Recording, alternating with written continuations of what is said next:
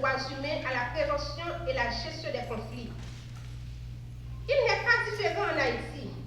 Nos défenseuses et défenseurs des droits humains doivent intervenir au niveau de toutes sortes de situations en rapport avec les droits humains, par exemple dans ces moments de troubles politiques où le pays assiste ces derniers temps à une insécurité généralisée générée par la prolifération des gangs, les exécutions arbitraires et les kidnappings qui touchent aujourd'hui toutes les couches sociales de notre pays, des cas de viol collectif, de femmes enlevées ou attaquées dans les transports en commun et dans des prisons dans certaines villes de province sont enregistrés.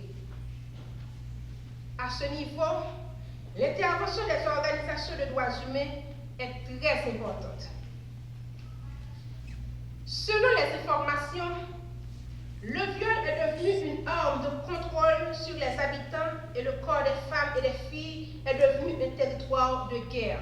En dépit des normes et efforts consentis par le gouvernement pour apporter les solutions appropriées, la situation perdure.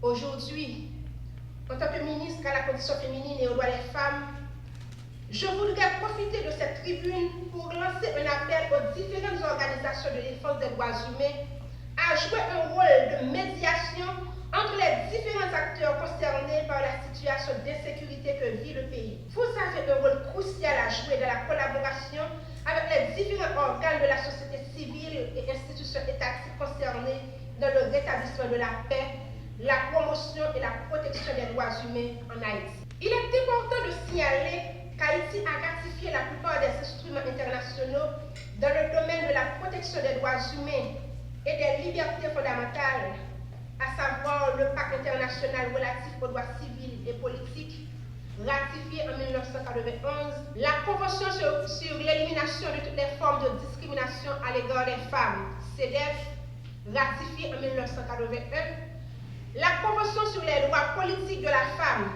ratifiée en 1957, et les traités régionaux tels que la Convention interaméricaine sur la prévention, la sanction et l'élimination sur la violence contre les femmes, Convention de Belém do Pará. La ratification par Haïti des conventions CEDEF et Belém do Pará démontre son engagement à promouvoir les droits des femmes et des filles, à les protéger de tous les abus dont elles pourraient être victimes, spécialement la violence à leur égard. À cet effet, les organisations de défense des droits humains ont donc un rôle important en rappelant au gouvernement ses obligations résultant des conventions internationales des droits humains auxquelles il est parti et en l'exhortant d'élaborer des rapports périodiques de mise en œuvre de ces conventions dans le respect des délais prescrits et en conformité avec les directives établies par les Nations Unies pour l'élaboration de ces rapports. C'est une activité nous fait côté et nous permettre à ce que ensemble d'organisations du secteur des droits humains yo chita pour réfléchir sur la crise de sécurité avec la crise politique. Donc c'est une activité côté nous avons gagné et plusieurs personnalités qui étaient présentes dans l'activité. Donc côté représentants d'organisation pour chita ensemble pour étendre différents intervenants qui pourront parler. Il y a un thème qui a traité sur le rôle organisation des droits humains et capable de jouer dans la lutte contre la violence sexuelle. Il y a un thème qui pourra traiter sur l'implication des défenseurs des droits humains dans la bataille contre la violence. Il y a un thème qui pourra traiter sur l'implication du secteur des droits humains dans la bataille pour construire un État démocratique. Donc c'est un ensemble de sous-thématiques et intervenants pour le traiter avec participants. Et côté après forum ça, nous pourrons gagner les actes du forum que nous pourrons publier. Mais ce forum ça vient servir comme un espace côté ensemble de représentants ou bien responsables des organisations du secteur des droits humains pour aller chiter ensemble pour échanger sur la situation, surtout question insécurité qui a ravagé le pays. Nous gagnons plus que une cinquantaine d'organisations qui sont présentes. Et parmi eux, nous sommes capables de citer un pile qui est déjà présent, qui gagne moun yo là, qui commence à échanger avec l'autre acteur.